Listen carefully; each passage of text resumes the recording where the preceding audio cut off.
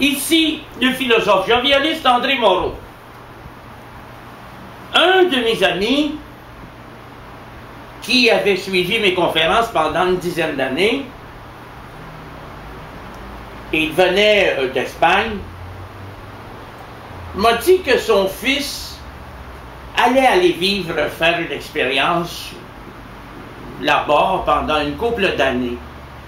Et son fils lui avait demandé avant de partir, je ne sais pas si je vais trouver là-bas des groupes qui donnent un enseignement proche du jovialisme. Et mon ami lui avait dit, cherche une communauté soufie. Tu vas en trouver non loin du littoral, là, près de la France. Il y a une communauté soufie. Et eux, ils vont absolument respecter toutes les choses que tu as apprises avec moi et André. Alors, évidemment, il y a des gens dans le monde qui se consacrent à exprimer la vérité, à la dire. Bien entendu, la vérité que j'ai à dire dérange peut-être un peu les moralistes ou les esprits conformistes, les ecclésiastiques bornés, trop souvent. Mais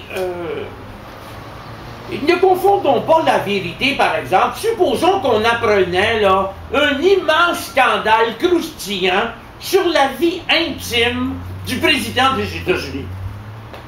Vous croyez qu'exprimer ça, c'est exprimer la vérité? Mais voyons, mes chers amis, ce n'est rien. Ce n'est rien du tout. La vérité, c'est tout autre chose. La vérité concerne l'essence de nos pensées, la façon dont on vit quand on est proche de soi, quand on est dans l'harmonie, quand on s'aime profondément, comme le croyant, par exemple, aime Dieu. Il est évident que la vérité, ce n'est pas de dire t'es laid, en disant « Ah, je lui ai dit la vérité ». C'est ridicule. La vérité, c'est pas de dire tel premier ministre est un pédophile. C'est ridicule. La vérité doit être compromettante pour nous. Parce que tant qu'on n'est pas compromis, on a encore quelque chose à sauver. Et tant qu'on a quelque chose à sauver, on ment. Pour sauvegarder cette chose-là.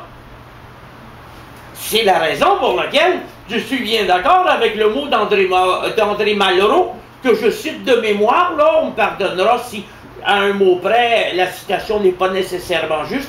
Je pense qu'il avait dit « Je ne crois qu'aux témoins qui sont prêts à se faire égorger pour la vérité. » J'ai trouvé ça toujours très intéressant. Mais la vérité, oubliez-le pas, là, ce n'est pas nécessairement la conformité de la pensée à l'objet. Non, la vérité, c'est d'abord d'être vrai dans son essence, de ne pas se laisser distraire de soi-même, d'être capable de se constituer ce que l'on pourrait appeler, ce que j'appelle dans mes traités, un nucléus étrique. Alors, nucléus, c'est le noyau. Et je le dis en latin pour rappeler aux gens qu'il ne s'agit pas simplement d'une sorte de noyau psychophysique, là, comme s'il y avait un centre de gravité planétaire en nous. Non. Au niveau planétaire, il n'y a pas de centre. La majorité des gens sont décentrés parce qu'ils ne sont, comme disait M. Gurdjieff, que de la nourriture pour la Lune. Non, une école de vérité, c'est une école où celui qui exprime, disons, sa vision, sa Weltanschauung, son système, il n'a pas peur d'avoir l'air ridicule. Il n'a pas peur de passer pour incohérent. Je pense à Nisargadatta qui dit « Vous savez, je n'ai pas le monopole de la cohérence. » Voilà un homme qui n'a pas peur de dire la vérité. Voilà un homme qui ne se fait pas d'idée sur lui-même. Quelqu'un est arrivé pour le voir, il a vu un vieux petit monsieur qui secouait ses tapis à la porte de son commerce de cigarettes à Bombay. Et il m'a dit, je suis venu voir le grand Nisargadatta. Ben, il est repassé ce soir à 8 heures. Il a été surpris en allant le retrouver que c'était le petit monsieur qui battait ses tapis à la porte. Un homme comme ça n'a rien à perdre. Je n'ai pas peur de passer pour un fou, un antisocial, un mécréant. Ce que je pense, c'est que il faut porter témoignage de ce que l'on est. M'a-t-on compris?